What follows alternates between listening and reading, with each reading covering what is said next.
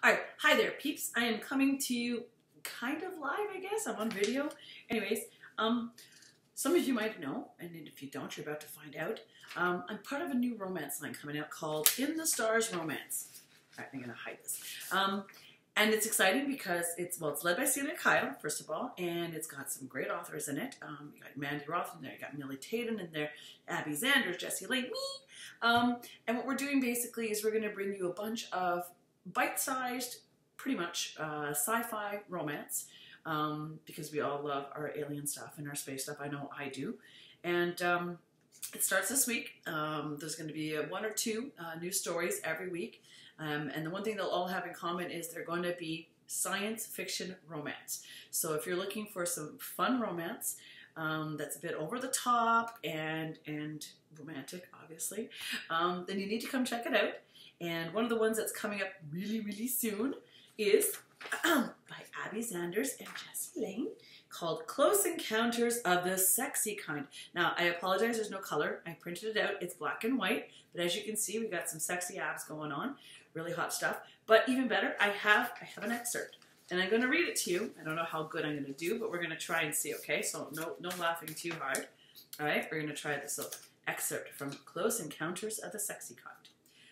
Tiberius moved silently toward the bar, aware of yet not openly acknowledging the appreciative glances being cast his way.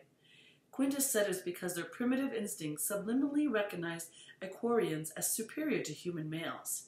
Sugar said it had something to do with the easy, fluid grace in which they moved. Both probably held some truth. Tiberius took a seat in the shadows at the far end of the bar, his back to the corner where no one could approach from behind. Donnie, the bartender, did a double take when he spotted him, then immediately pulled a bottle from the topmost shelf and poured him a double. "Nice to see you, boss man. Come to slum with the commoners?" Tiberius returned his smile. It was a familiar jibe, one said with more teasing affection than hurtful intent. Donnie was one of the few who knew of his origins, primarily through his association with Jay. Tiberius sat back and sipped his drink, content to observe. It was amusing to watch the females compete for Donnie's attention. They flirted openly, made lewd suggestions, and sometimes even managed to grope him when he got too close. None of them realized, apparently, that Donnie was in a happy, committed relationship with Jay. Donnie's flirtatious behavior was nothing more than his natural outgoing joie de vivre. The eager females would receive nothing more than a friendly smile and excellent service in exchange for their generous tips, for it was only Jay he sought out at the end of every shift. Tiberius was in the process of raising the glass to his lips when a voice cut through the din and rang like a crystal bell in his head.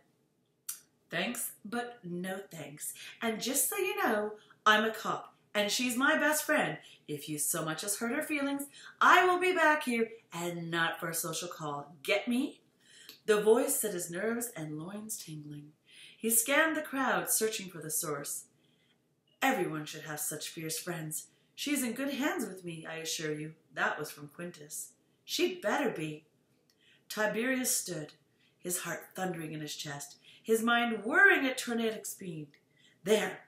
He spotted Quintus first, tall and dark, his head bobbing above the majority of shorter humans as he moved away. And there, where he had been, a golden-haired female swathed in blue. As if drawn by an unseen force, he moved towards her. A fierce, possessive need washed over him. He needed to get her away from the from the lascivious interests of the worked up crowd.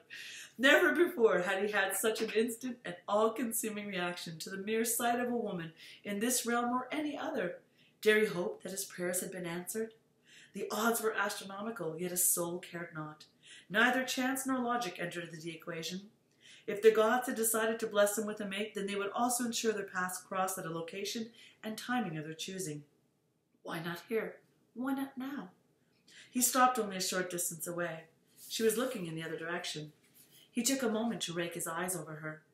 Loose waves of golden silk cascaded over curves that made his mouth water.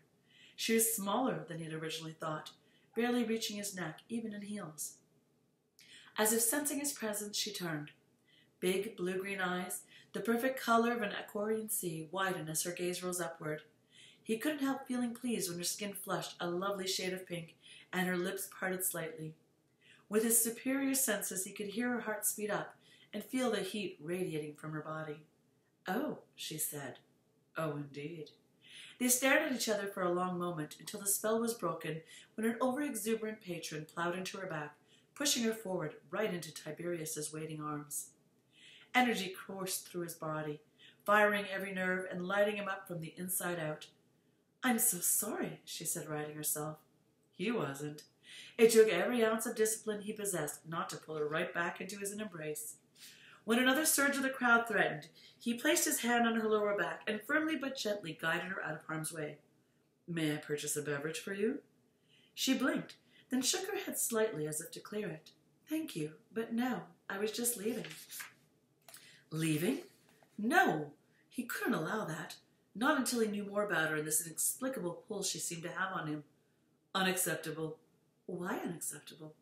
Because I've only just found you. Does that line usually work? I do not know. You are the first woman to whom I have spoken those words.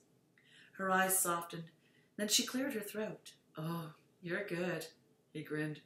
"Does that mean it's working?" She laughed, the sound filling his chest with light. "Kind of, yeah, but I really was just leaving.